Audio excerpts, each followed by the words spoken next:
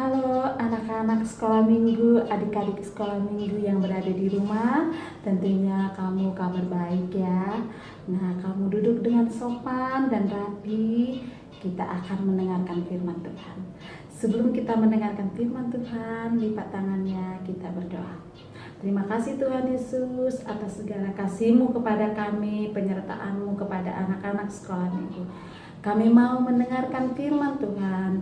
Biarlah tangan Tuhan yang memberikan kasih-Mu kepada kami dan pengertian kepada kami semuanya. Terima kasih Bapa di surga, di dalam nama anak-Mu Yesus Kristus kami sudah berdoa. Amin. Kamu pernah nggak bersuka cita? Tentu pernah ya.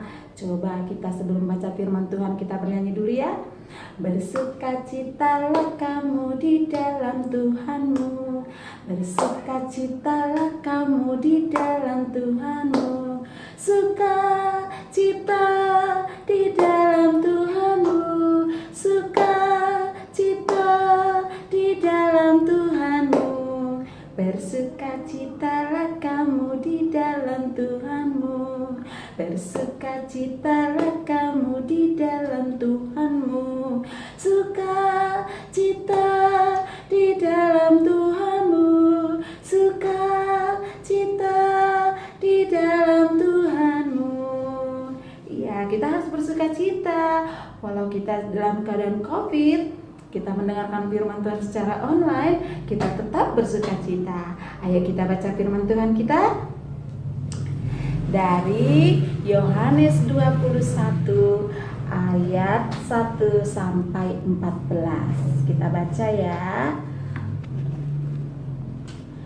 Kemudian Yesus menampakkan diri lagi kepada murid-muridnya di pantai Tiberias, dan ia menampakkan diri sebagai berikut.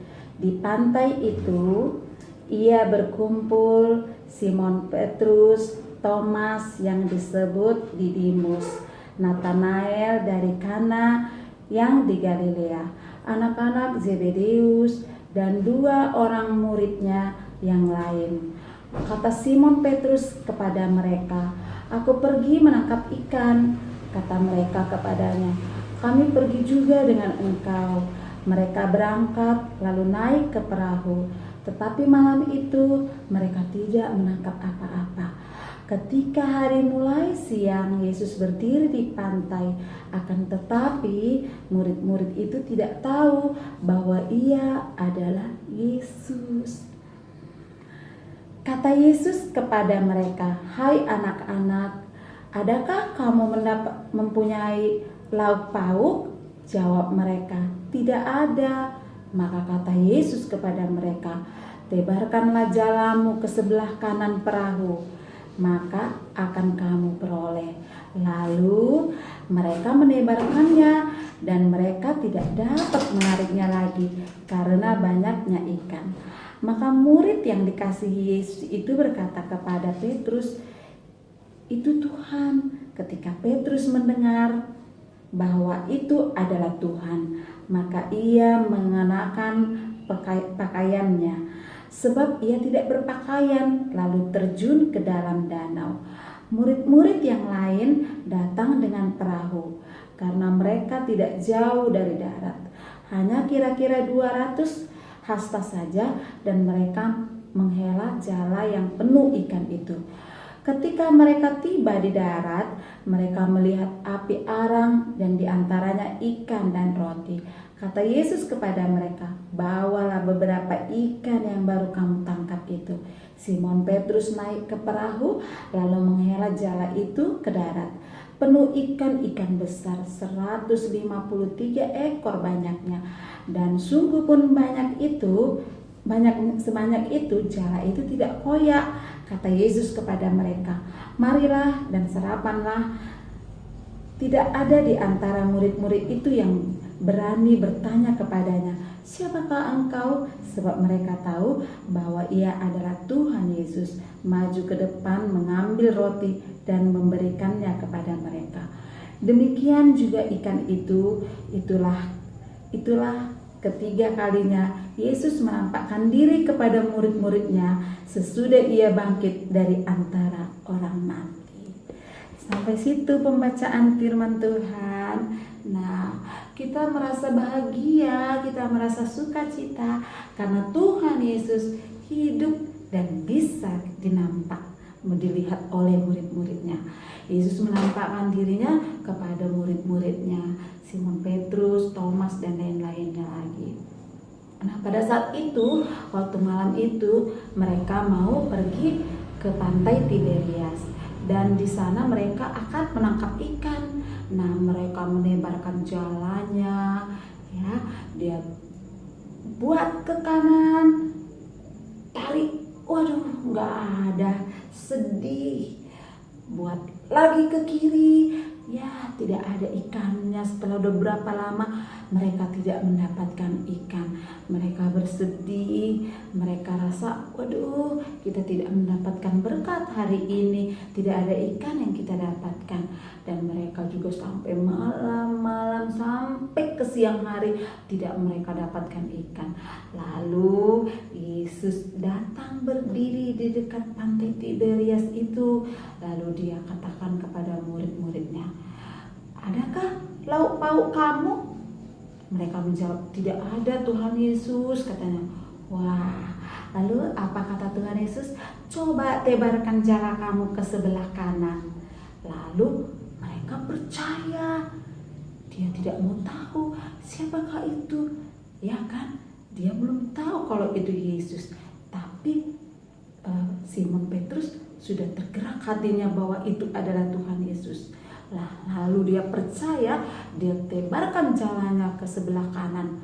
Lalu apa yang terjadi? Wah, mereka bersukacita. Dia tarik jalannya. Wah, ikannya banyak.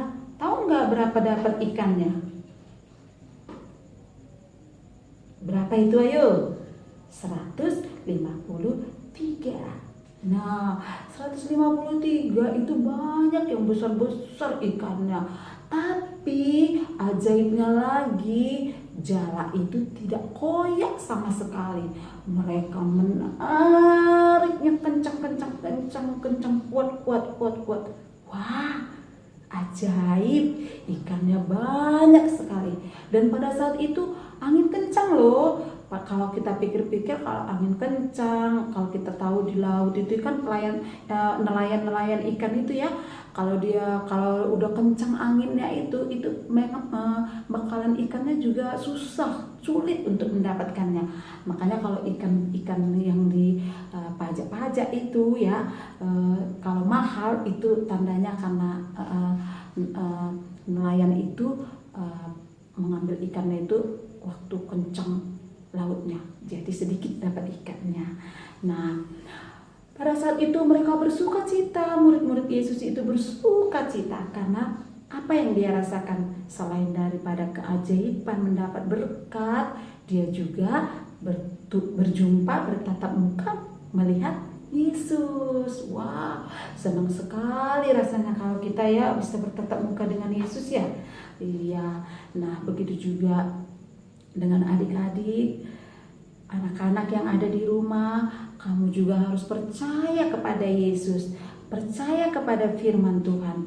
Walaupun firman Tuhan ini secara tertulis, kita tidak langsung merasakan seperti Simon Petrus tadi, tapi kamu harus percaya kepada ajaran-ajaran Tuhan Yesus, karena di situ ada semua keajaiban-keajaibannya. Nah, kamu harus percaya juga apa yang terjadi pada kamu di dalam kehidupan kamu.